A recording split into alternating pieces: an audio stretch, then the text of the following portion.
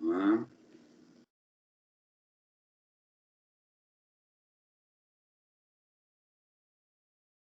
Então, vamos lá. Então, pessoal, bom dia a todos mais uma vez. Essa disciplina, como vocês já sabem, ela vai acontecer nessa disciplina uma mudança, né? Então, a partir de agora, a partir da próxima aula, na verdade, nós já teremos as nossas aulas presenciais, tá certo? Lá na universidade. Eu ainda não tenho o número da sala, mas assim que tiver, eu já retorno, já passo para vocês, já transfiro essa informação para vocês. E também a gente, então, vai estar mais próximo para poder fazer o nosso projeto, né? Então, hoje, eu queria conversar um pouquinho com vocês sobre essa dinâmica da disciplina e depois a gente começar a nossa primeira aula teórica, que a gente vai falar um pouquinho sobre epidemiologia, que é fundamental para a gente poder fazer o nosso trabalho, tá bom? Então, a gente continua com a parte de conteúdo de gamificação, né, onde a gente vai trabalhar assuntos de metodologia científica dentro do contexto do jogo, né, do contexto virtual e de gamificação, e os demais temas que abordam essa disciplina serão trabalhados em sala de aula, tá? Hoje a gente, excepcionalmente, está aqui de forma remota, devido a, como o professor falou, né, uma organização melhor tem que ser feita, né, para que a gente possa ter a melhor aula possível e, então, a partir da próxima semana, o professor já vai estar em sala de aula, aqueles alunos que tiverem a possibilidade de estarem presentes vão ter a nossa aula presencial e a aula será gravada, né, para aqueles alunos que não puderem participar. Beleza? Tranquilo? Eu já vi que vocês se organizaram em grupos, tá? Mas a gente só vai definir temas e tudo mais a partir da próxima aula, e aí o professor vai explicar por quê, né? Porque a gente precisa separar vocês em ciclos de vida, né? E trazer para vocês o nosso roteirinho, tá? Eu não quis colocar hoje, justamente porque é melhor a gente falar isso de forma presencial, já que semana que vem a gente vai estar de forma presencial. Eu achei talvez mais adequado a gente conversar mais próximo, né, de forma presencial com vocês sobre isso, tá bom? Então fiquem tranquilos, semana que vem a gente já vai estar definindo os temas dos grupos para a gente começar a trabalhar. E o professor apresenta para vocês o roteirinho que já está pronto, tá bom? Nós vamos ter 3 etapas, 3 roteiros, tá certo? Até a elaboração do trabalho. Então, a primeira etapa vai começar na semana que vem, onde vocês vão fazer o levantamento do público-alvo, vão fazer todas as informações, vão pesquisar informações sobre o público que vocês estão trabalhando. Depois, numa segunda etapa, a gente vai trabalhar com a instituição, né, saber vamos dizer assim, o potencial dessa instituição, saber quais são os problemas, entender e conhecer a instituição. E a última etapa é a produção do projeto em si, que é a elaboração do produto, né? O que a gente vai fazer seguindo as orientações do relatório, né? Seguindo as orientações do roteiro, para disponibilizar para a instituição, tá bom? Então, a gente vai com calma, né? E de forma presencial, acho que vai ficar muito mais fácil a gente poder trabalhar e entender. Beleza? Dito isso, vamos então falar um pouquinho sobre a nossa aula de hoje, falar um pouquinho sobre a nossa teoria de hoje, né? Aquilo que vai nos ajudar muito quando a gente for trabalhar com o projeto em si, tá certo? Então, vamos lá. Deixa o professor colocar aqui na tela a nossa parte teórica.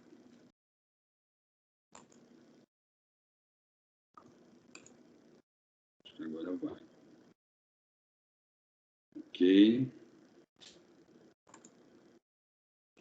Todo mundo enxergando aí direitinho a parte do slide, tudo certo? Tranquilo? Ok? Então, beleza. Então, vamos lá, moçada. Então, olha só. Quando a gente fala de elaboração de um projeto interdisciplinar, a gente fala também da elaboração de um projeto integrativo, né? Então, a gente precisa, dentro dessa disciplina, colocar assuntos de todas as outras disciplinas que a gente está vendo durante esse semestre, para que a gente possa, então, fazer uma combinação de conhecimentos, né? Compartilhar esses conhecimentos e trazer, então, aquilo que é necessário para a elaboração do nosso trabalho, certo? Então, dentro desse contexto, a gente não pode fugir de um assunto fundamental que vai nos ajudar muito a entender, não só na aula de hoje, mas em outras aulas que nós teremos, o que fazer e como fazer esse nosso trabalho, tá certo? Então, um dos assuntos importantes é a parte de epidemiologia, ou fundamentos da epidemiologia, tá certo? A gente ainda vai falar um pouquinho mais, são 3 aulas que a gente vai falar um pouquinho sobre esse contexto, né? A gente começa hoje com uma parte bem básica, depois a gente vai evoluindo, né, para outros assuntos da própria epidemiologia, e aí a gente fecha, então, o contexto epidemiológico, tá certo? Então, são 3 módulos que nós vamos trabalhar com assuntos como, por exemplo, bioética e outros assuntos, tá? E sendo que o primeiro módulo é a epidemiologia, ok? Então, são 3 aulas teóricas e aí a gente fecha esse assunto da parte de epidemiologia. Hoje a gente vai falar uma parte mais básica, né? Falar sobre os fundamentos da epidemiologia. A gente vai falar um pouquinho sobre os tipos de estudo e dar algum tipo de exemplificação sobre tudo isso, para que a gente possa entender um pouco quando a gente for começar a ler artigos científicos. Então, a ideia do professor é que a gente comece a se preparar para leituras de artigos científicos, tá bom? Então, que a gente possa entender um pouco o que eu estou lendo, qual o objetivo desse tipo de estudo e como é que eu posso fazer isso virar, então, uma parte do meu trabalho e ajudar, né, significativamente na formação do projeto de vocês, tá certo? Então, a parte bem inicial mesmo desse processo, e o professor, então, a gente vai conversando na nossa aula de hoje, terminando, então, a gente já, como o professor falou, teremos mais 2 aulas sobre esse assunto para a gente fechar realmente a parte de epidemiologia, tá bom? Então, vamos lá. Então, como é que a gente pode entender epidemiologia, né? O que seria, qual o conceito, né, de epidemiologia? Então, epidemiologia ela tem um conceito bastante interessante, amplo, mas bastante interessante, que vai nos ajudar bastante a entender qual é o objetivo da nossa aula de hoje, tá certo? Então, o que a epidemiologia nos coloca, né? Qual seria o conceito, né, do termo epidemiologia, para a gente poder entender o que a gente está fazendo e para que esse assunto está inserido aqui na nossa disciplina. Então, normalmente, um estudo epidemiológico, né, ou todo o trabalho de epidemiologia está relacionado com 2 questões importantíssimas, tá? Primeira questão, a quantidade ou a quantificação de uma determinada doença em uma determinada população, tá certo? Então, a gente está vivendo hoje a pandemia, e aí a gente pode fazer essa analogia muito simples, né, para a gente poder entender o que é epidemiologia, né? Então, epidemiologia é o estudo, né, de doenças, agravos que podem acontecer em uma determinada população, levando em consideração a quantidade de pessoas afetadas e que tipo de enfermidade ou agravo foi acometido naquela população, tá certo? Por isso que a gente coloca, né, propõe-se estudar quantitativamente e qualitativamente a distribuição de fenômenos de saúde, doença e agravo, tá certo?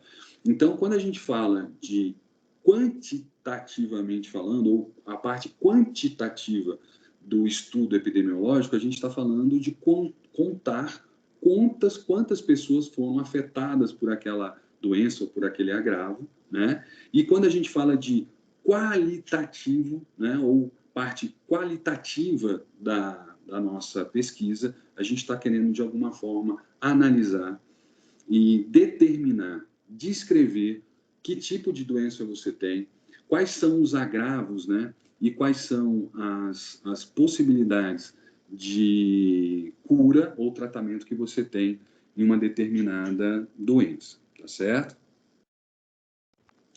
Então, toda vez que a gente trabalha com o conceito de epidemiologia, a gente está falando, então, de um estudo bastante abrangente sobre populações, tá certo?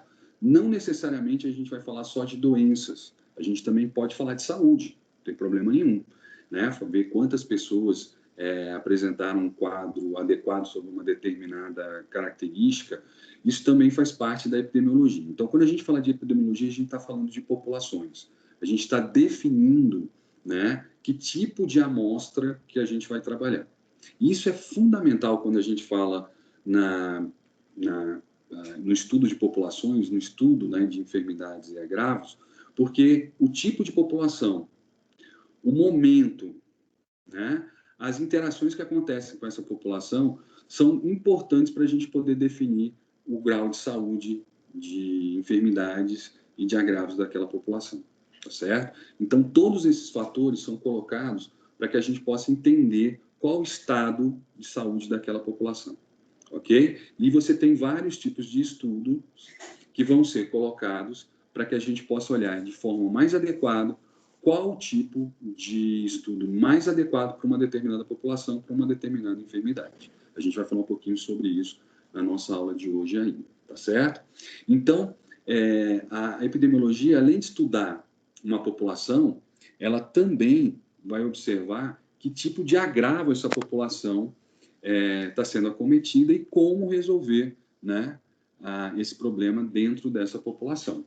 Então, isso é, né, de alguma forma, o que a gente entende como epidemiologia e estudo da epidemiologia. Quer dizer, não é só apenas estudar uma população, mas estudar as condições, né, as variáveis e as determinantes que interferem nessa população para um quadro de saúde ou de doença, tá ok? Então, é algo muito mais, vamos dizer assim, profundo do que apenas a gente estudar uma doença. A doença ela acontece por vários fatores ambientais, né, e sociais. A gente vai ver isso também. Então, não são apenas questões ambientais que estão relacionadas, né? Então, onde a pessoa mora, a qualidade da pessoa. Também você tem fatores sociais aí relacionados, né? Então, esses fatores sociais também são determinantes para que a gente possa encontrar uma solução, para que a gente possa encontrar alguma resposta em relação a essa pesquisa dentro de uma população.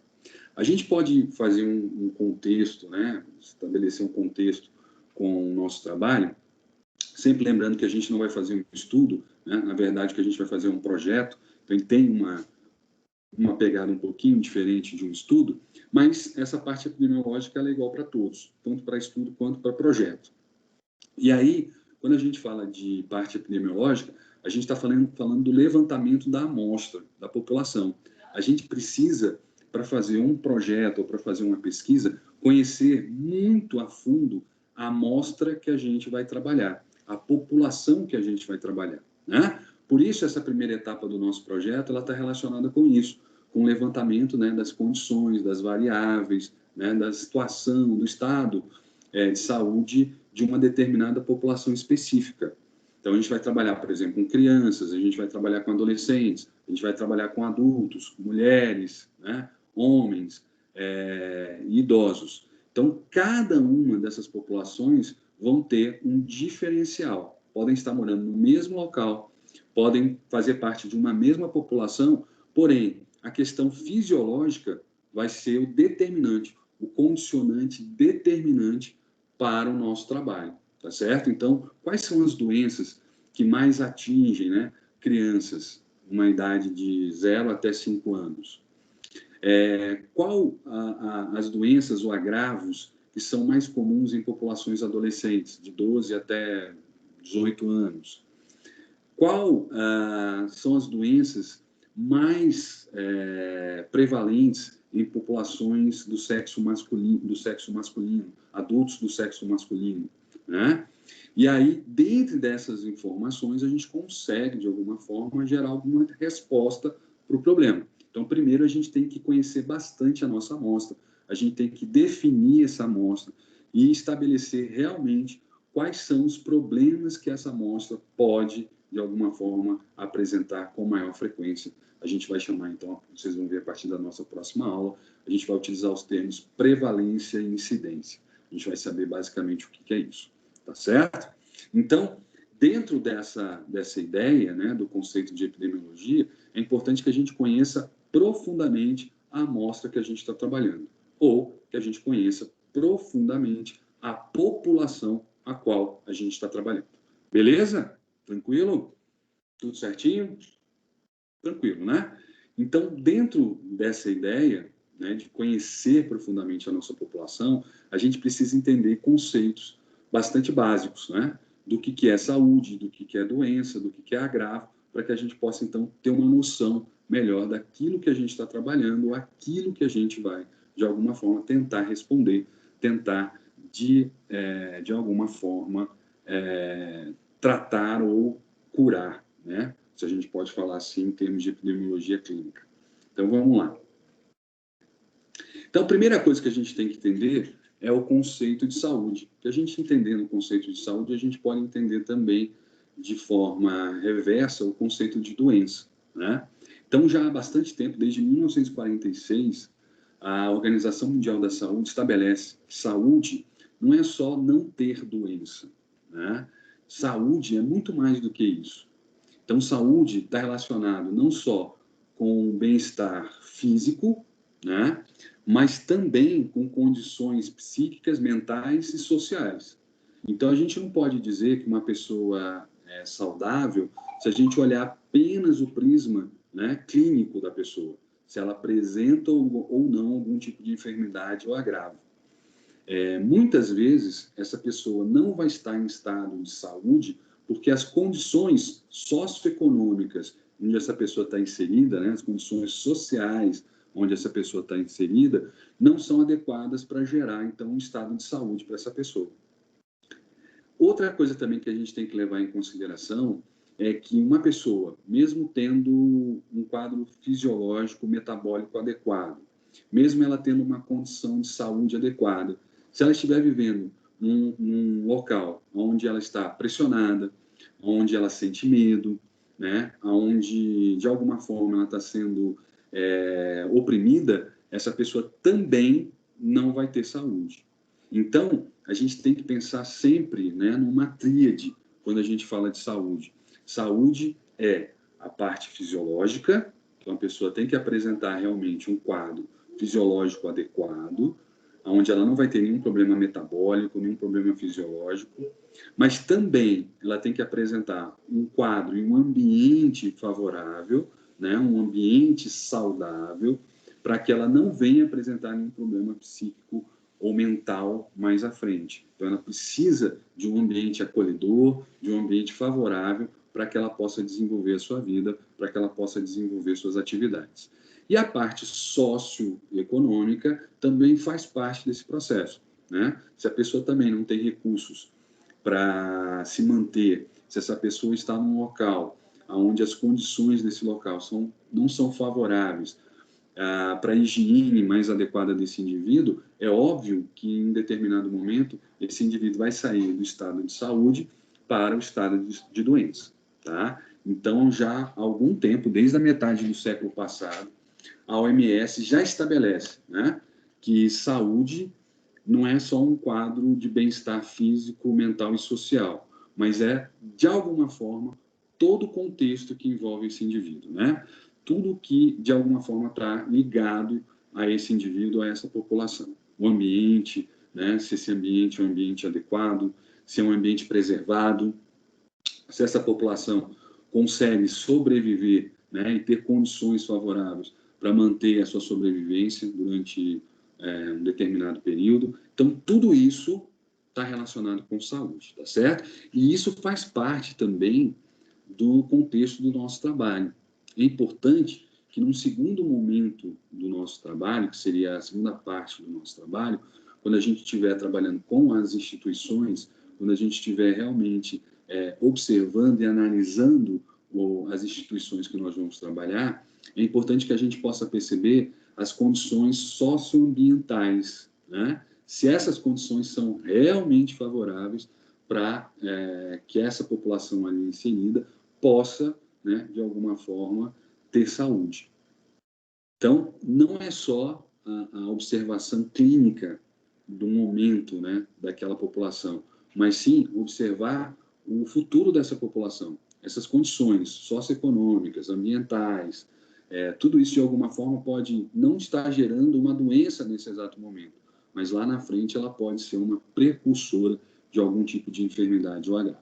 Beleza, pessoal? Tá todo mundo ouvindo aí ou tá todo mundo almoçando e dormindo? Não, né? Tá todo mundo ouvindo aí o professor.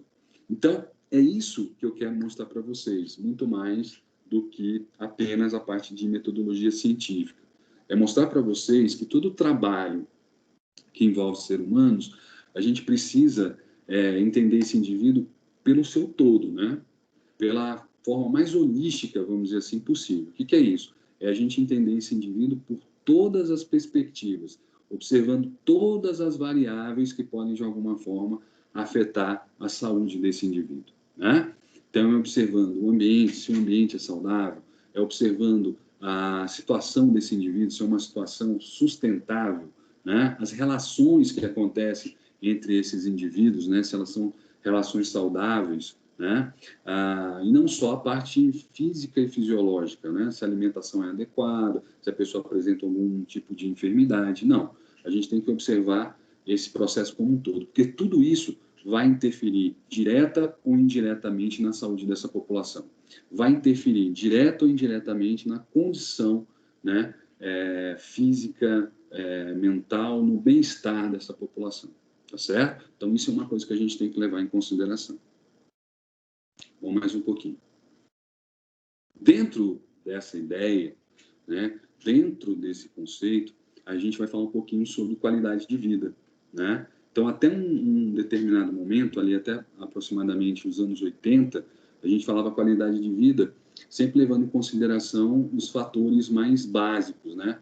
Que seria corpo e mente do indivíduo. E agora a gente, quando fala de qualidade de vida, a gente está falando de uma série de fatores sociais, culturais, né? Que vão interferir nesse processo. Então, muito parecido com o que a gente viu em relação à saúde, a gente tem que entender que esse indivíduo está inserido dentro de uma comunidade.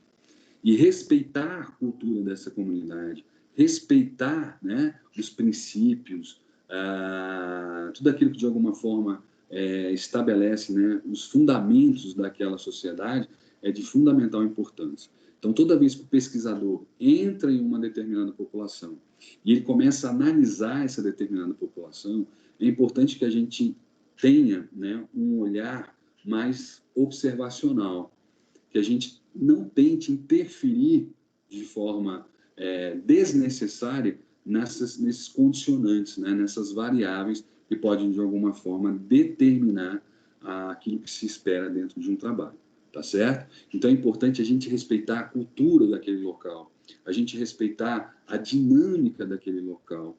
E se houver a necessidade de acontecer algum tipo de mudança, ou de gerar uma sugestão para a mudança, a gente só pode fazer isso depois que a gente observar de forma clara, né, de forma objetiva, as condições daquela população inicial, respeitando a sua cultura, identificando, obviamente, qualquer inadequação, mas a parte principal de qualquer estudo, de qualquer projeto, é a gente conhecer essa população e respeitar, né, a cultura daquela população.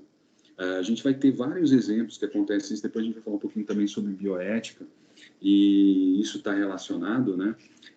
A gente, de alguma forma, não tentar colocar aquilo que a gente acha como certo, aquilo que a gente acredita como adequado, aquilo que a gente acha que é o correto, né? Dentro de uma população com características muito diferentes, né? Com cultura diferente, com características totalmente diferentes daquela que a gente está acostumado. A gente vê isso em sala de aula, né?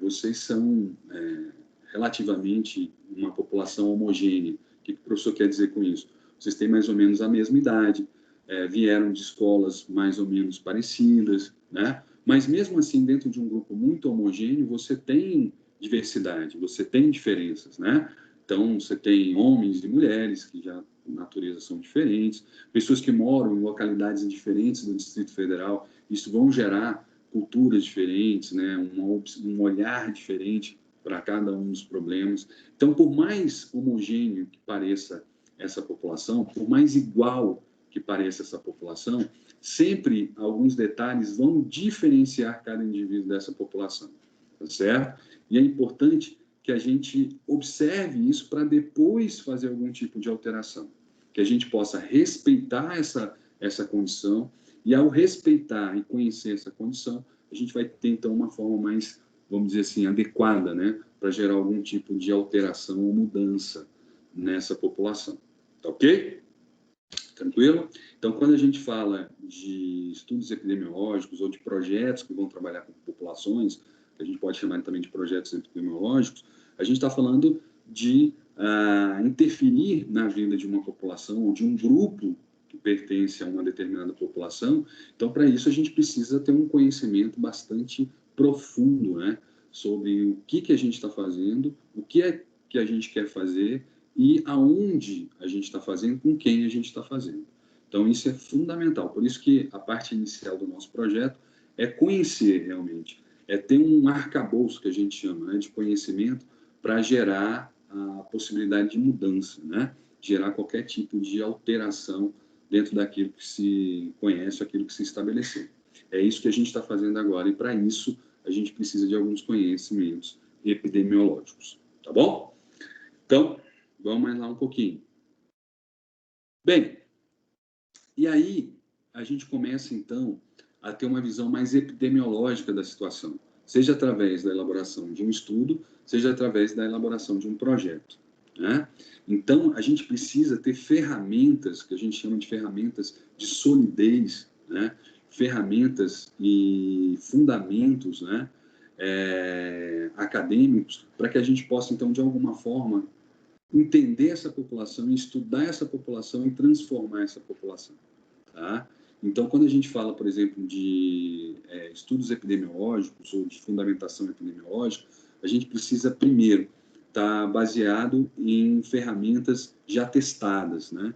Ferramentas já utilizadas em outras populações, em outras situações, e que foram, de alguma forma, validadas, né? Então, esse uso constante, esse uso bastante frequente, faz com que essa ferramenta seja uma ferramenta sólida, seja uma ferramenta que garanta para a gente a possibilidade da gente analisar uma população e depois avaliar as mudanças que ocorreram, né? Avaliar se essas mudanças foram positivas ou negativas, avaliar se essas mudanças estão dentro daquilo que se esperava no início do processo, tá certo? Então, um pouco disso que a gente também vai utilizar para o nosso projeto, né? A gente precisa de algumas ferramentas que vão dizer para a gente se aquilo que a gente está fazendo está certo ou não. A gente precisa de algumas ferramentas para identificar para a gente se o trabalho que a gente está fazendo vai levar a gente a algum lugar positivo ou não, né? E essa análise ela deve ser constante, para que, chegando ao final, a gente possa passar por várias etapas. E essas etapas vão sinalizar que o trabalho está sendo feito de forma correta ou não, tá certo? Então, a gente faz isso não só na elaboração de estudos epidemiológicos, mas também na elaboração de projetos, né, como o professor falou. Então, a gente precisa dessas ferramentas para que a gente possa ter uma qualidade maior naquilo que a gente faz e a gente possa ter um retorno mais consistente, né, mais sólido naquilo que a gente faz, tá certo? Então, vamos lá, vamos ver como é que isso acontece, e aí a gente faz isso através do que a gente chama de metodologia, né? Método de pesquisa, método de trabalho. A gente precisa, então, utilizar algumas metodologias que são já bastante confiáveis, né? Dentro da área da epidemiologia, que o professor vai mostrar ainda na nossa aula de hoje, para que a gente possa, então, entender melhor com o que a gente está trabalhando, né? Que tipo de público, de amostra a gente está trabalhando, e se aquilo que a gente está fazendo está dando certo ou não, tá certo? Então, existem muitas formas de se fazer isso. O que é mais importante nesse momento é a gente saber escolher qual forma é mais adequada para a gente atingir aquilo que a gente quer, para a gente poder chegar exatamente aonde a gente deseja, né? Onde a gente objetivou lá no início do nosso trabalho, lá no início do nosso projeto. Tá certo? Então, essas ferramentas, elas vão dar suporte para tudo isso. E cada ferramenta tem uma funcionalidade, tá? Então, a gente vai ver a partir de agora, do próximo slide, quais são essas ferramentas, mas o mais importante é saber usar a ferramenta certa para a situação certa, para aquilo que a gente quer, né? Então, se a gente quer só uma observação da situação, você tem ferramentas que são mais adequadas. Se você quer fazer uma alteração nessa população, você tem ferramentas que são diferentes e são mais adequadas. Então, o importante é que a gente possa conhecer todas as ferramentas e dentro daquilo que a gente precisa fazer, dentro daquilo que a gente quer fazer, a gente possa escolher a melhor ferramenta. Qual é a melhor forma da gente conhecer aquela população e alterar a realidade daquela população. Eu só vou falar de algumas aqui, tá? Ferramentas que são chamadas de estudos epidemiológicos, e depois a gente vai contextualizando dentro da nossa realidade, dentro da nossa questão de elaboração de projetos, tá bom? Elas são um pouquinho diferentes, mas elas podem ser, de alguma forma, utilizadas, né? Elas podem dar suporte àquilo que a gente está fazendo. E vocês também, e essa é a principal função, vocês vão trabalhar com muitos artigos científicos. Vocês vão começar, a partir desse primeiro semestre, a já ter contato com artigos científicos, né? E aí é importante a gente saber classificar que tipo de artigo é aquele, né? Que tipo de ferramenta metodológica que foi utilizada para a obtenção daquelas informações, tá? Então, é um pouco do que a gente vai ver na nossa aula de hoje. Quando a gente for estudar um artigo científico, a gente já vai ter uma noção de que tipo de trabalho a gente está vendo, que tipo de metodologia foi utilizada para a elaboração desse trabalho e para se chegar a alguma conclusão ou se entender alguma situação que ali foi colocada. Tá certo? Então, vamos lá. Feito isso, então, a gente precisa estabelecer qual ferramenta metodológica a gente vai utilizar, qual tipo de estudo a gente vai fazer, então, para poder, né, ou a gente vai utilizar para poder equacionar esse problema, ou quando a gente estiver lendo um artigo científico, é necessário que a gente possa entender qual metodologia ali foi utilizada e como ele chegou, né, àquela informação. A metodologia é fundamental. Se você utilizar uma metodologia errada, você vai ter resultados errados, né? Ou pouco sólidos, né? Ou pouco coerentes, né? Então, a metodologia e a forma como você faz esse trabalho é de fundamental importância para você chegar ao final desse estudo, para que você possa, ao final desse trabalho, ter uma noção daquilo que você realmente tem em mãos, né? Daquelas informações que você tem em mãos. Então, vamos lá. Então, dentro, né, dessas ferramentas, a gente vai precisar utilizar, né, algumas, vamos dizer assim, ferramentas de controle, né, que a gente chama de ferramentas estatísticas, que vão gerar para a gente informações importantes, né? Então, quando a gente fala de ferramentas estatísticas, a gente não está falando de como vai ser, mas ela vai buscar as informações, tá? Então, a ferramenta estatística que a gente estiver utilizando, ela vai gerar para a gente informações para que a gente possa fazer a tomada de decisão, né? No caso do projeto ou no caso de um estudo científico, essas ferramentas, elas vão dar informações para que a gente possa seguir o caminho mais adequado, né? Para que a gente possa entender melhor aquela situação e gerar algum tipo de resultado ou conclusão ao final desse processo, tá certo? Então, seja no estudo científico, seja no projeto, o levantamento estatístico é fundamental para que a gente possa, então, trabalhar da forma mais adequada possível o objetivo, né, que foi estabelecido no começo do trabalho. Então, essas ferramentas, elas são fundamentais para estabelecer para a gente os dados de forma mais fáceis possível e da forma mais clara possível. Então, a tomada de decisão só acontece se você tiver uma informação clara, se você tiver uma informação ao mesmo tempo que clara, mas seja também o mais abrangente possível, né? Seja específica, mas que também possa ser de alguma forma o mais abrangente possível, né? Dentro da especificidade que se quer, você vai ter informações, mas é importante que a gente trabalhe esse contexto, né? Que a gente trabalhe esse processo de uma forma mais ampla possível.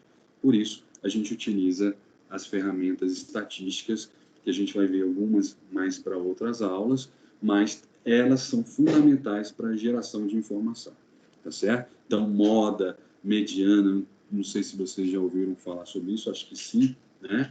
Mas média, né? Então, tudo isso faz parte da bioestatística. Tudo isso faz parte de um processo de levantamento de dados e informações.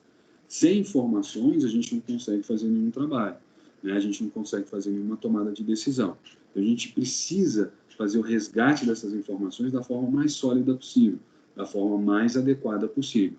E aí são esses métodos estatísticos, né, os métodos estatísticos que geram essas informações.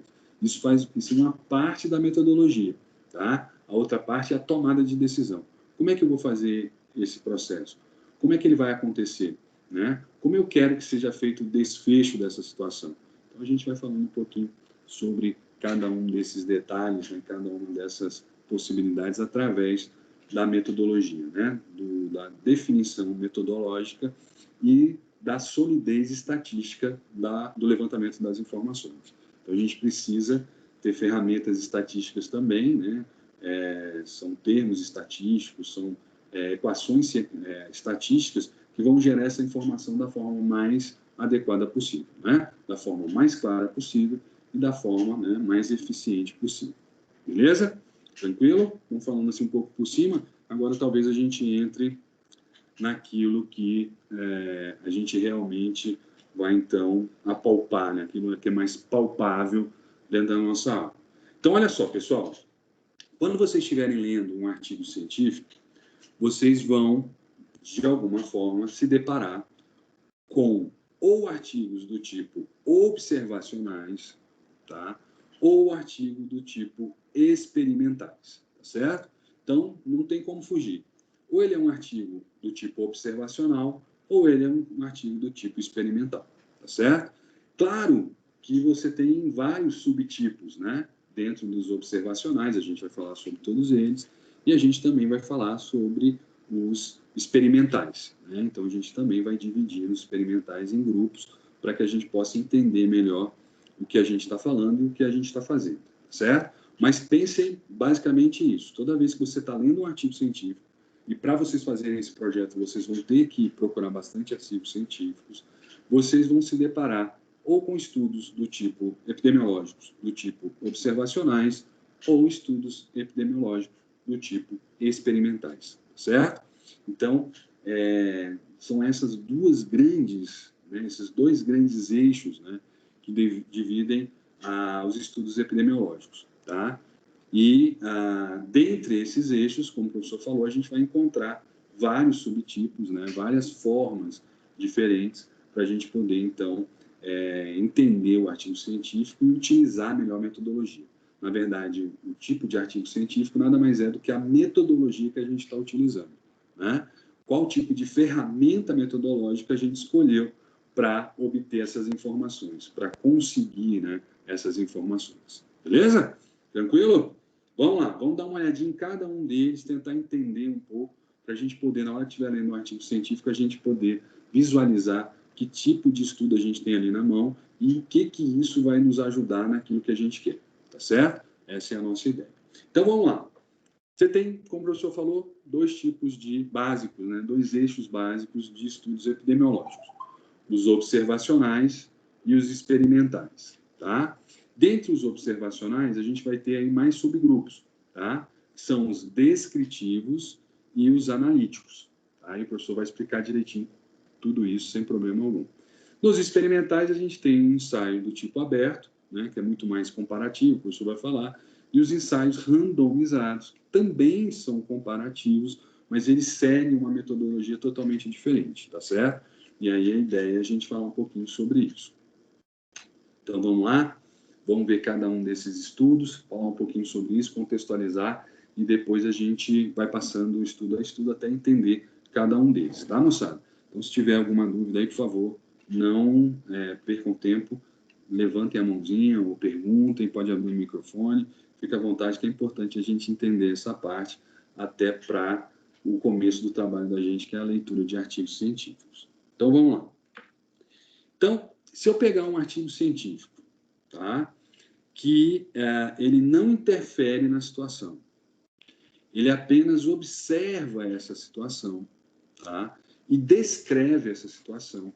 Então, aí eu estou falando de um artigo do tipo observacional, tá, descritivo, ok? Então, o que seria, então, qual seria, vamos dizer assim, a característica de um estudo observacional?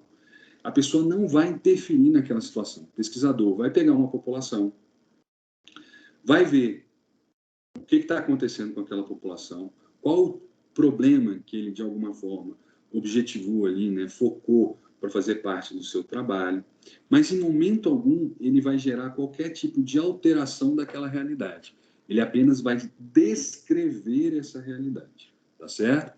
Pode ser uma descrição mais aprofundada, tá? Que a gente chama de mais analítica, ou pode ser uma descrição menos aprofundada, mais superficial, que a gente vai chamar de descritivo, tá certo? Ah, professor, então uma é melhor que a outra? Não. Você tem momentos diferentes e objetivos diferentes que vão fazer com que uma ferramenta seja mais adequada em relação à outra. Então, não tem como a gente falar que uma é melhor do que a outra. O que a gente pode falar é que uma é mais adequada do que a outra, tá certo? Então, cada uma tem a sua importância, cada uma tem a sua função, tem a sua necessidade. E, óbvio, dependendo daquilo que a gente quer, daquilo que a gente objetiva, uma vai ser mais adequada do que a outra, não uma melhor do que a outra, tá? Então, existem momentos e situações para cada uma dessas ferramentas. O que a gente precisa é estabelecer muito claramente aquilo que a gente quer. Feito isso, aí a gente consegue, então, estabelecer qual é a metodologia mais adequada, ok? Então, normalmente, né, quando a gente começa a querer entender uma situação, a primeira coisa que a gente faz é observar essa situação. Então, muitas vezes, quando a gente não tem a menor noção do que aconteceu ali, mas a gente tem um efeito, né? A gente tem uma determinada situação, a gente tem uma doença presente, a gente tem um agravo determinado numa população, a primeira coisa que a gente faz é observar essa população, né? É tentar entender se essa quantidade de pessoas naquela mesma situação é algo normal ou é algo anormal. E aí, em outros momentos, a gente começa, então, a tentar, né, explicar o porquê daquilo, interferindo naquela realidade ou não, tá certo? Então, sendo um estudo observacional ou um estudo experimental. Normalmente, estudos experimentais são feitos em laboratório, né? Provenientes ou posteriores a estudos observacionais. Então, também a gente tem vamos dizer assim, uma etapa, né? um fluxo de acontecimentos. Então, primeiro a gente observa para depois a gente conseguir, de alguma forma, alterar. Mas dentro dessa perspectiva, os estudos observacionais são normalmente estudos iniciais. São aqueles estudos onde a pessoa vai ver o que aconteceu, né? Como aconteceu, quando aconteceu, e tentar, de alguma forma, explicar o porquê aconteceu, mas, de forma alguma, interferindo naquela situação, experimentando naquela situação algum tipo de variável ou colocando ali, de alguma forma, algum tipo de interferência naquela população, né, naquela realidade. Então, os estudos que se limitam a descrever a ocorrência de uma determinada situação em uma determinada população, a gente chama, então, esses estudos de estudos observacionais do tipo descritivo. Então, a gente pode, por exemplo, dar um exemplo disso, né? Quando você começa a ver nos hospitais uma quantidade muito grande de pessoas com uma mesma doença.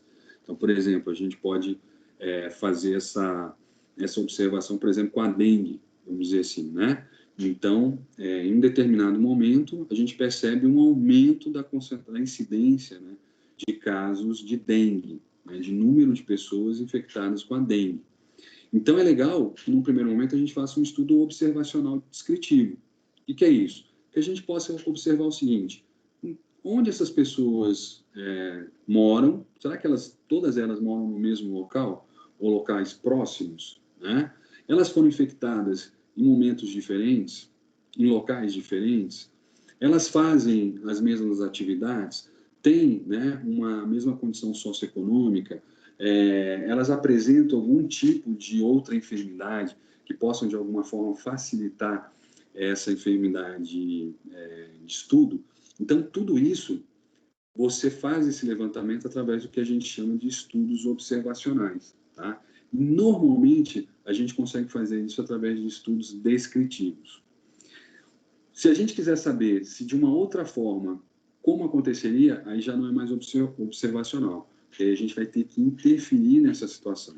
A gente vai ter que, de alguma forma, gerar algum tipo de interferência nessa realidade. Aí já não é mais observacional, tá? Mas a observação dessa situação, um levantamento estatístico, né? Fazer um levantamento de informações e com essas informações tentar, de alguma forma, gerar algum resultado, a gente está falando aí, então, de estudos observacionais, principalmente do tipo descritivo, tá certo? Onde a gente não fez nenhum tipo de comparação, a gente apenas fez um levantamento daquela realidade, a gente apenas descreveu essa realidade, tá certo? Nesse caso, o estudo, né, observacional descritivo mais comum que a gente vai utilizar é o que a gente chama de estudos populacionais transversais, tá certo? Então, é um estudo que, naquele momento, vai dizer o que está acontecendo, tá? Então, ele faz, então, uma observação da situação num determinado período, né, num determinado tempo, faz o levantamento de informações, sem alterar esse ambiente, só fazendo o levantamento dessas observações, né? E aí, através do levantamento dessas observações, ele vai começar a perceber, né, quais são as interferências e as variáveis que você tem ali. Então, pode ser que ele identifique, numa determinada enfermidade, que o sexo masculino é mais frequente naquela população específica, né? Então, adultos do sexo masculino vão ter maior suscetibilidade por apresentar aquele quadro, aquele agravo, aquela enfermidade. Isso só acontece através de um processo observacional. Pode ser também que ele observe que o problema não seja gênero, mas seja a localidade onde essa pessoa está.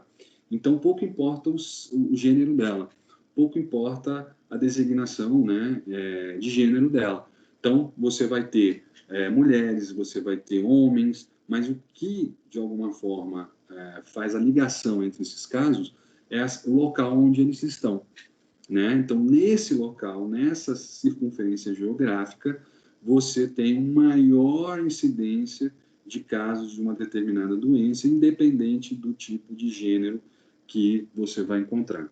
Outra coisa também que pode acontecer é a faixa etária, é a idade desses indivíduos, né?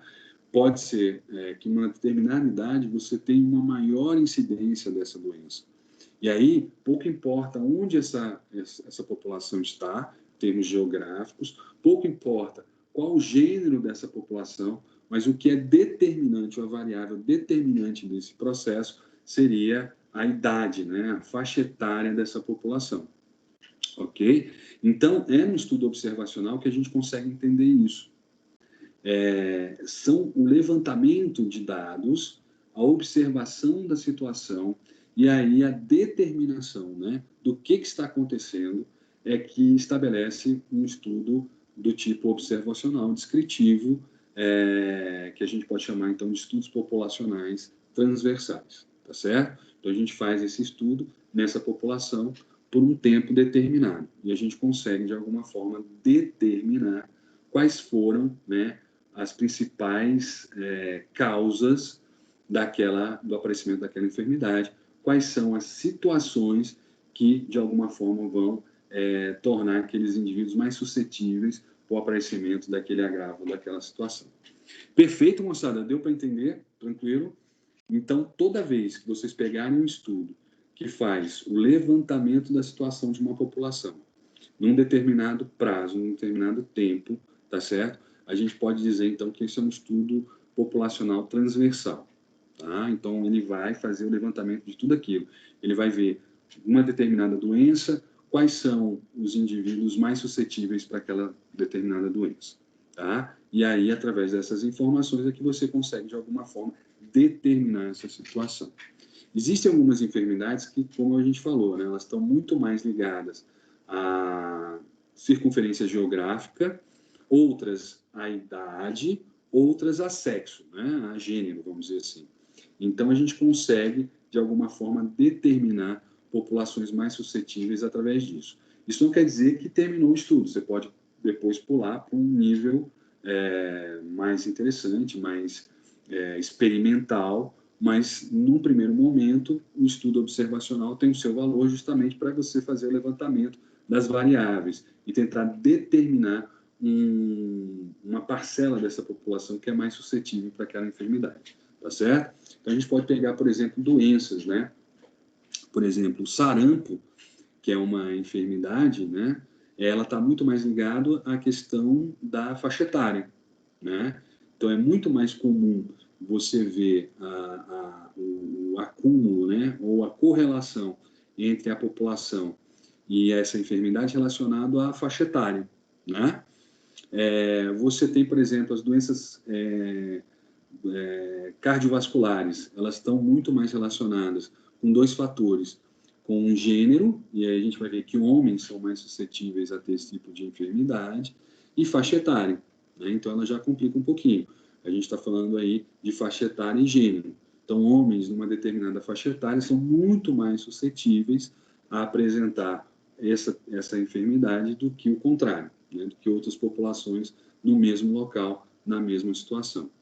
Dengue, ela está muito mais relacionada ao local, à região, né? Ela ataca pessoas de várias faixas etárias, de vários gêneros, e a localização, quer dizer, a situação ambiental onde aquela população está inserida, ela é muito mais determinante para essa enfermidade do que qualquer outra coisa. E a gente só consegue observar essas informações e ter acesso a essas informações através de estudos do tipo observacionais descritivos, tá certo? Onde a pessoa apenas vai fazer a contagem, né, a parte quantitativa desse trabalho. Ele vai quantificar, né, quantas pessoas estão naquela situação e vão, de alguma forma, determinar algum tipo de possibilidade, tá certo? Então, são trabalhos muito mais quantitativos do que qualitativos. Mas tem também a parte qualitativa, tá? Mas são mais quantitativos, são mais matemáticos, estatísticos, né? Vão fazer o levantamento dos casos de uma forma muito mais descritiva e observacional do que qualquer outra coisa, tá certo? Então, vocês vão pegar muitos estudos assim, existem vários, né?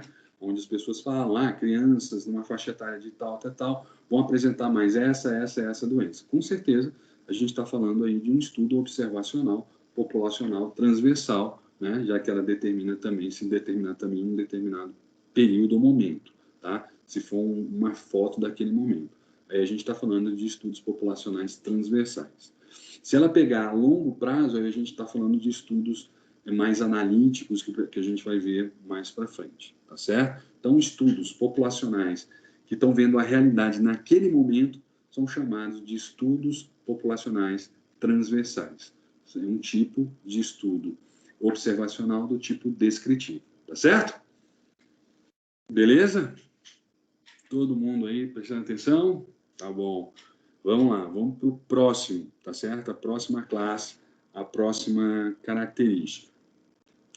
Então, dos estudos observacionais descritivos, o que a gente tem mais comum, e vamos dizer que é o único, mas o mais importante, é o estudo populacional transversal, tá?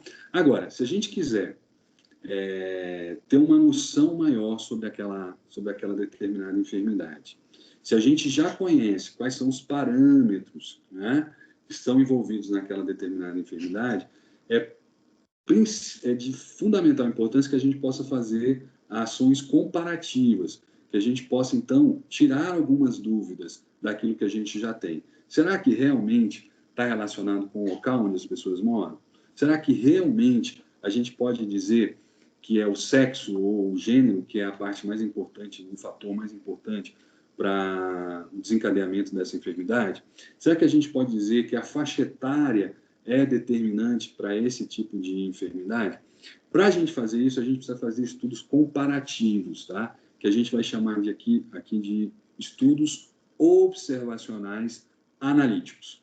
Observacionais porque a gente não vai interferir na situação, a gente não vai dar nenhum remédio, a gente não vai vacinar, a gente não vai fazer nada disso para poder ver se deu certo ou não, tá? O que a gente vai fazer, então, é observar essa situação, mas só que, de vez de só observar, a gente vai começar a fazer comparações, ou o que a gente chama de análises, tá certo? Para poder ter um aprofundamento dessa realidade, para a gente poder ter uma maior certeza sobre aquilo que a gente está falando, sobre aquilo que a gente está trabalhando, tá bom? Então, nesse sentido, a gente começa a comparar fatores. Então, a gente pode dizer que o estudo analítico observacional é aquele estudo comparativo. A gente vai comparar situações, a gente vai comparar variáveis, a gente vai começar a comparar grupos para que a gente possa ter uma noção mais aprofundada sobre a realidade daquela situação, sobre a realidade daquela população, tá certo? Então, nesse sentido, os estudos observacionais analíticos, eles são mais adequados. Eles vão, de alguma forma, determinar para a gente se aquilo que a gente observou é certo ou não, é adequado ou não para aquela realidade, tá certo? E aí a gente começa a comparar indivíduos do mesmo grupo. Então, quanto no observacional a gente não fez comparação nenhuma, a gente só observou o grupo, nos estudos analíticos, observacionais analíticos, a gente começa a não interferir naquela situação, mas a gente começa a pegar dados e comparar subgrupos dentro de uma mesma população. A gente começa a comparar indivíduos com faixas etárias diferentes para ver se isso é realmente verdadeiro. A gente começa a comparar indivíduos de gêneros diferentes para ver se aquilo realmente é verdadeiro. Aí a gente começa a fazer várias comparações. Muitas vezes, muitas variáveis sendo comparadas ao mesmo tempo, tá? E isso complica mais o nosso estudo, mas torna esse estudo mais aprofundado, torna esse estudo mais, vamos dizer assim, sólido, né? Mais confiável. Então, dentre os estudos do tipo observacionais analíticos, a gente vai ter, então, por exemplo, o caso-controle, tá? O estudo caso-controle, ele é um estudo mais raro da gente ver, tá? Ele não é muito comum, mas ele é um estudo interessante e muitas vezes é a forma metodológica mais adequada, né, para se lidar com aquela situação, tá? Então, quando é que a gente usa um caso-controle? É quando a gente tem um problema, tá? Esse problema, ele está limitado numa determinada população, num determinado indivíduo, e a gente começa a comparar todos os outros indivíduos com esse grupo, ou com esse indivíduo, tá certo? Então, por exemplo, uma forma simples de você fazer uma investigação. Então, vamos dizer que começou a aparecer indivíduos com uma determinada enfermidade naquela região. Então, a gente faz essa observação e começa agora a analisar se aquele grupo, o que aquele grupo tem de diferente dos demais. Então, a gente vai começar a pegar aquele grupo, né, um grupo que a gente chama de caso-controle, pode ser um grupo ou uma pessoa só, tá certo? E aí a gente começa a fazer a comparação. A gente chama, então, um grupo de grupo caso e o restante, né, de grupo controle, tá? Então, se for, por exemplo, mais de um indivíduo, né, se tiver 100 indivíduos, uma população de 1 milhão de indivíduos, você vai pegar esses 100 indivíduos e vai chamar de grupo caso. E o restante, né, o restante dessa amostra, o restante dessa população, vão ser chamados de grupo controle. Então, por exemplo, vamos dizer problemas genéticos que acontecem, né? Então, você tem um problema genético, um indivíduo, 2, 3, 4, 5 indivíduos apresentam a mesma sintomatologia e a gente começa a comparar. Então, a idade desses indivíduos em relação à idade dos outros, tem alguma sintomatologia parecida? Ou é uma sintomatologia específica desse grupo caso? Né? Aí a gente começa a pesquisar o que existe de comum entre esses indivíduos, né? Que são diferentes dos indivíduos da população de forma geral. Então, você usa um grupo caso, né? São pessoas que já apresentam uma determinada enfermidade, e aí desse grupo você começa a comparar com o restante. Então, você tenta achar similaridades entre o grupo, tá? O grupo caso, e você começa a tentar achar situações diferentes, né? Inadequações em relação à população geral. Então, o que há de igual nesse grupo caso? O que eles apresentam, né, de similaridade? E o que eles apresentam, então, de diferente em relação à população como um todo? Então, você pode fazer, normalmente isso acontece com, a gente precisa que essas pessoas já tenham essa enfermidade, já tenham esse problema determinado, para a gente poder fazer, então, essa observação, né, essa observação analítica.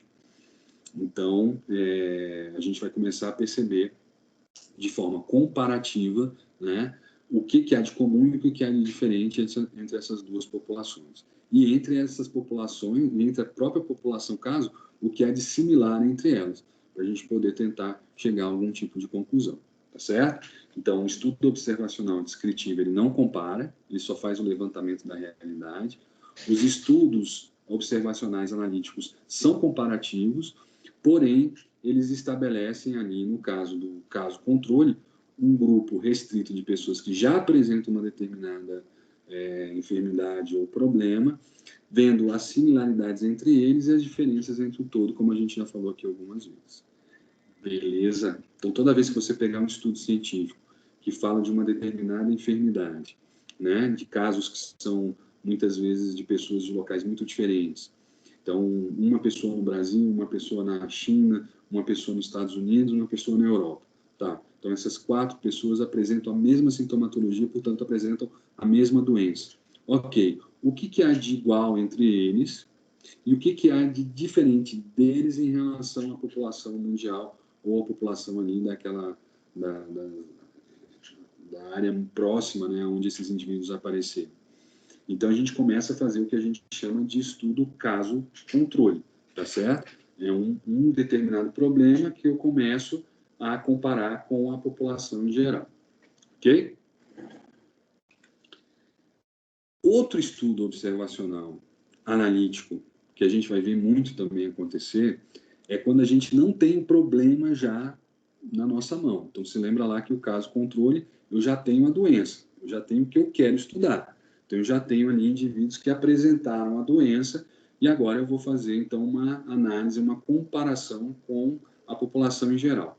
No caso do estudo, né, observacional analítico de coorte, o que eu vou fazer é tentar entender, pegando 2 populações homogêneas, tá? 2 populações iguais, tentando fazer o máximo possível de homogeneidade nessas populações. Então, eu vou pegar, por exemplo, mulheres. Então, eu pego um grupo, que eu vou chamar, né, de grupo controle, e vou pegar um outro grupo, tentando pegar pessoas da mesma idade, tentando pegar pessoas do mesmo gênero, de preferência pessoas que morem no mesmo lugar, e tentando identificar no decorrer do tempo, tá? Então, em torno de 1 ano, pode ser daqui a 10 anos, eu faço esse estudo observacional a cada 6 meses, faço a coleta de informações e comparo essas 2 populações por um bom tempo, tá certo?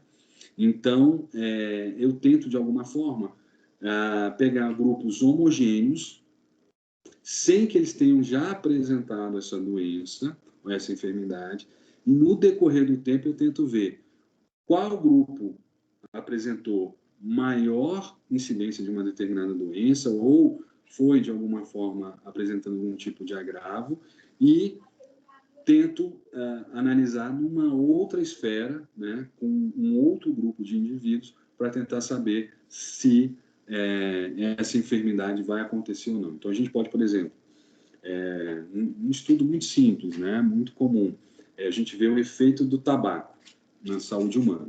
Então, eu pego uma população, pego 50 mulheres e 50 mulheres fumam, 50 mulheres que não fumam, tá certo? Então, você veja, elas têm que ter a idade próxima, então, entre 20 e 30 anos, e qual é a única diferença que tem entre elas? Um grupo fuma, outro grupo não fuma. Essa é a única diferença. O resto, se a gente puder, né, randomizar, que a gente chama, a gente puder equalizar, então todo mundo ter mais ou menos a mesma idade, todo mundo ter mais ou menos o mesmo nível socioeconômico, todo mundo mais ou menos morar ali próximo, né, nas mesmas condições, dentro de uma mesma cultura, dentro de uma mesma realidade, a gente vai estudar durante 10 anos o efeito do tabaco nessas mulheres que fumam. E aí, tudo aquilo que aparecer diferente no grupo de controle, de alguma forma, vai identificar para a gente, por comparação, que talvez aquilo seja pelo efeito do cigarro. Então, veja, a gente está estudando populações que ainda não ficaram doentes, mas a gente está estudando populações que podem ficar doentes ou não. Então, essa é a diferença, por exemplo, no caso controle. A gente já tem a doença instaurada, a gente já tem a doença apresentada e a gente faz um processo comparativo. No caso do análise de coortes, não. A gente está pegando populações muito parecidas, com uma variável ou mais de uma variável diferentes, né? Mas dentro de uma homogeneidade de população, e aí a gente está querendo ver a longo prazo. Primeiro ano, o que aconteceu? Depois de 10 anos, o que aconteceu? Depois de 50 anos. Então, a gente acaba fazendo aí um estudo onde a gente não sabe o que vai acontecer, mas a gente tem o controle de uma, ou duas, ou três variáveis dentro de populações muito parecidas, populações muito similares, entendeu? Então, por exemplo, o estudo do tabaco, já fizeram vários sobre isso, né? Você pega lá mulheres ou homens em idade de tanto a tanto que moram no Distrito Federal. Você pega 100 homens e 100 de um grupo, 100 homens em outro grupo. Então, você tem a mesma faixa etária para todo mundo, você tem o mesmo gênero para todo mundo e a mesma localidade para todo mundo. Qual é a diferença entre o grupo 1 e o grupo 2? O grupo controle está lá fumando e o outro grupo não. Tá? O outro grupo não está utilizando o tabaco. Então, a doença não tem, a gente não conseguiu observar nenhum tipo de doença até agora, nenhuma anormalidade. Todos estão ali, de alguma forma, sobre a mesma condição, física, mental, social e tudo mais. Daqui a um ano, como é que vão estar as pessoas que estão fumando em relação, comparativamente, às pessoas que não estão fumando? Apareceu um quadro de doença cardíaca, mas será que essa doença cardíaca não é comum a todos? Então, você começa a comparar. Se for a mesma quantidade do grupo controle do grupo analisado, você tem, então, aí uma ideia de que não, o cigarro não tem nada a ver com isso, né? São outros fatores, mas o cigarro não tem nada a ver com isso. Se daqui a 10 anos você começar a observar que você tem uma quantidade de pessoas com insônia no grupo controle e no grupo comparativo você tem uma quantidade parecida, então o cigarro não afeta essa situação, né? Então todos, de alguma forma, apresentam essa situação, independentemente do cigarro. Agora, se você começar a perceber um número maior de câncer de pulmão no grupo que fuma, em relação ao grupo comparativo, né, o grupo de amostra de comparação, que não fuma, então você acaba, de alguma forma, determinando ou indicando ou gerando a possibilidade de que o cigarro tem um efeito deletério em algum tipo de tecido, promovendo um tipo de câncer, tá certo? Então, a gente consegue fazer essa análise por esse prisma.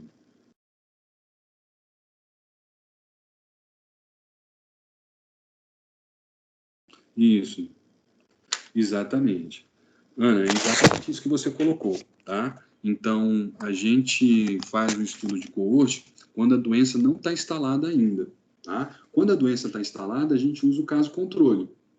Então, se eu já tenho câncer de pulmão, então, eu, de vez de fazer o estudo de coorte, eu prefiro fazer o estudo de caso controle. Então, eu pego aquelas pessoas que têm câncer de pulmão e pessoas na mesma faixa etária, pessoas que moram no mesmo local, pessoas que têm ali mais ou menos uma mesma faixa etária, situação econômica, mesmo gênero, tento ali fazer o comparativo. Essas pessoas também apresentam isso? Não. E qual é o que une as pessoas do caso controle? São fumantes, tá certo? Então, a doença já instaurada, aí é mais interessante a gente utilizar o caso controle. Quando a gente não tem essa doença instaurada, mas o hábito, né, ou a situação já está acontecendo, aí você pode fazer o estudo de coorte, né, que é, no decorrer desse processo, analisar em relação a um grupo, em comparação ao outro, aquele que fuma, se o que vai acontecer daqui a um ano, que é diferente do outro grupo, comparativamente diferente do outro grupo, daqui a 10 anos, o que vai acontecer de diferente, tá certo? Então, é isso aí mesmo que você falou. Eu uso o estudo de coorte quando eu ainda não tenho a doença, mas eu tenho indícios que aquele hábito que essa população, esse grupo que eu estou utilizando como controle tem em comparação ao grupo analisado, tá certo? Então, o grupo comparativo. Então, dessa forma, a metodologia mais adequada é você utilizar o estudo de coorte. Provavelmente você começa com o estudo caso um estudo de caso, né? Um caso-controle. Você começa com um estudo de caso-controle, onde você vai falar, olha, todo mundo que tem essa doença aqui tem uma coisa em comum, todo mundo fuma. Então, isso já é um alerta. Mas, para que você tenha certeza disso, é necessário que você faça um estudo de coorte, para que você possa realmente chegar a essa análise, para que realmente essa análise seja realmente mais adequada. Então, a gente precisa ter pessoas que não têm câncer de pulmão, num decorrer de um tempo, né, estabelecido, pessoas com práticas diferentes, mas condições mais ou menos próximas, a gente consegue, então, no final desse período, no final de um determinado período, ter uma visão mais assertiva sobre aquilo, uma análise mais aprofundada sobre aquilo. Então, realmente, as pessoas que fumaram, né, durante 20 anos vão ter uma maior prevalência, né, de uma determinada doença em relação àquelas pessoas que não fumaram. Então, pode ser também que tem outros fatores, pessoas que fumam, são sedentárias, obesas, têm maior chance de apresentar essa doença do que o grupo de pessoas que não são sedentários, não fumam e não são obesos. Num recorte de tempo, né? Durante 10 anos, 20 anos, você pode estar vendo essas diferenças. E aí você precisa ter esse grupo observado, né? No primeiro momento, num segundo momento, num terceiro momento. Então, você precisa que essa população esteja ali, né, sobre essas mesmas condições durante muito tempo. Por isso são estudos mais demorados, obviamente, estudos mais caros, né? Mais difíceis de serem feitos, porque populações são muito dinâmicas, né? Elas podem mudar de local e até mesmo mudar de hábitos, né, no decorrer desse tempo, né, que pode ser de um ano, uma década, enfim, 5 décadas, enfim, vai depender do tipo de estudo e do método que você está utilizando. Beleza? Tranquilo? Podemos ir um pouquinho mais para frente. Deixa eu ver aqui, temos uma participação, entendi, obrigado. Nada, querida. Se você quiser dar uma aprofundada nesse assunto, é bem fácil de você encontrar muita coisa para poder tirar essas dúvidas ou aquilo que o professor não aprofundou de forma adequada para você entender o máximo possível, tá bom? Bem, então, nós falamos de estudos observacionais, certo? Falamos aqui de estudos relacionados à observação de uma população. Agora, a gente vai falar de estudos experimentais. São estudos que interferem, né, nessa situação. Então, quando aqueles observacionais, a pessoa só observava e fazia o levantamento de algumas informações, ou fazia um processo de comparação, no caso dos estudos experimentais, a pessoa vai, então, modificar essa realidade. Ela vai colocar um fator, né, de controle dela, um fator externo a essa situação, e vai fazer um processo comparativo, vai comparar grupos, né? O grupo controle do grupo de ação, tá certo? Então, olha lá, nos estudos experimentais, o que a gente vai ver é a modificação da situação, a modificação do ambiente. Então, normalmente, para que isso seja feito de forma mais adequada, elas são feitas em laboratórios, né? Então, normalmente, os estudos experimentais, na sua grande maioria, são feitos dentro de um ambiente de laboratório, tá? Pode ser fora? Pode, no caso, por exemplo, de vacinas, né? Então, você pode fazer um estudo experimental. O que você está fazendo? Você está alterando a realidade. Você está aplicando ali uma vacina numa determinada população e vai analisar o que vai acontecer. Se realmente houve uma cobertura, né, dessa vacina, se essa vacina realmente alcançou aquilo que ela realmente desejava. Então, para isso, você está fazendo uma alteração. Isso a gente chama de estudo experimental, tá? Mas isso é muito comum acontecer em laboratório. Você quer saber se tal produto previne uma determinada doença. Você vai pegar lá ratinhos, né? E aí, normalmente, a gente faz assim, né? Pega ratinhos para ver a segurança e usa lá, num grupo controle, você usa o produto, no outro grupo comparativo você não usa. E aí você começa, então, a observar se houve ou não aquilo que você deseja realmente observar, o que você objetivou, né? Então, para isso acontecer, você está alterando a realidade. Você está aplicando na alimentação daqueles indivíduos uma determinada substância que antes não havia. Num grupo, no outro não, né? E aí, se forem ratinhos, você faz essa alteração sem problema. Se for em populações humanas, a pessoa não pode saber.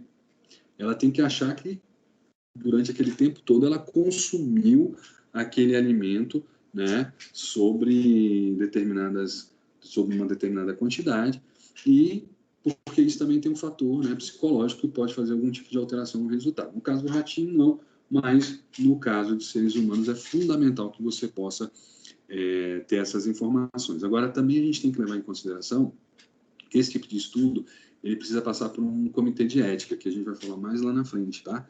Então, você não pode sair aí aplicando vacina em qualquer pessoa sem ter uma certa segurança, né?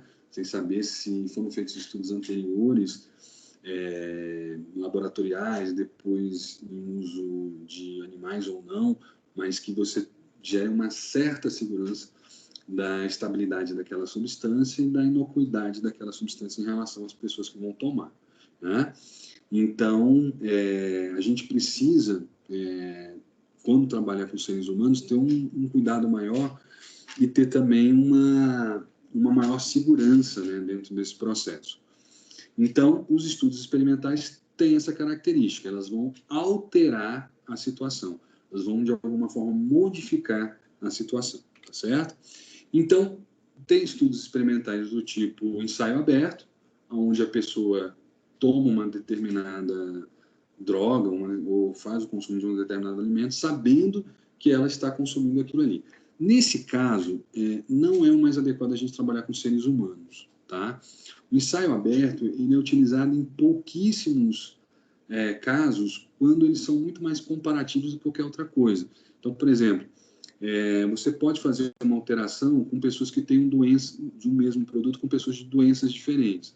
Pode ser feito, né? Seria um caso de você fazer um estudo do tipo ensaio aberto. Então, por exemplo, você quer ver o efeito de um determinado alimento no tratamento, na prevenção da diabetes, né? E aí você pega indivíduos obesos e indivíduos normais, né? Indivíduos normais no sentido antropometricamente falando, normais, né? Dentro do score de normalidade. Ok. Então, nesse caso, você tem indivíduos que sabem que estão sendo comparados, que estão tomando o mesmo alimento, e a gente pode chamar então de ensaio aberto. Ele vai ser um estudo apenas comparativo, né? Seria até interessante você ter um grupo que tivesse características diferentes, ter 3 grupos aí. Mas você pode fazer com 2 grupos, né? Então, obesos e pessoas com peso normal, né? E aí você faz, então, ver se aquele produto é mais eficiente com pessoas com peso normal ou mais eficiente com pessoas obesas. Um exemplo que o professor deu agora. São estudos comparativos chamados de ensaio aberto, tá? Todo mundo sabe, eu estou tomando esse produto, você também está tomando, e aí a gente vai ver lá no final como é que acontece. É o que o professor falou desde o começo, são estudos menos realizados, tá? O próximo que a gente vai ver são os estudos mais utilizados, mesmo quando se quer fazer algum tipo de comparação.